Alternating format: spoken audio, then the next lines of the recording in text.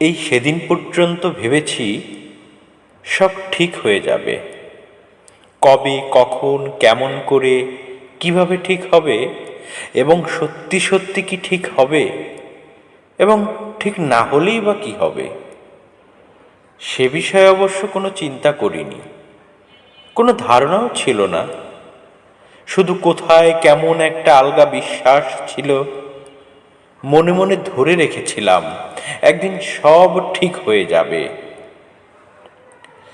আমলকি গাছের ভেতর থেকে কোনো কোনো রাতে যেরকম ঝিরিঝিরি বাতাস ও বাতাসের শব্দ আসে, যেভাবে লেবু পাতা ছিঁড়ে হাতে ঘষলে এক হারিয়ে যাওয়া অরণ্যের গন্ধ ভেসে আসে, যেভাবে ঘুলঘুলির এলোমেলো বাসায় ডিমের ভেতর থেকে বেরিয়ে এসে চড়ুইয়ের ছানারা তাদের মাকে চিঁ চিঁ করে ডাকে, যেভাবে ভুল ঠিকানার চিঠিও একদিন কোথাও না কোথাও কারো না কারো কাছে পৌঁছে যায়, যেভাবে একটা ক্ষীণ ভরসা ছিল এই সেদিন পর্যন্ত, যেভাবে এইসব ঘটে, এইসব ঘটে যায়, সেইভাবে একদিন সব ঠিকঠাক হবে।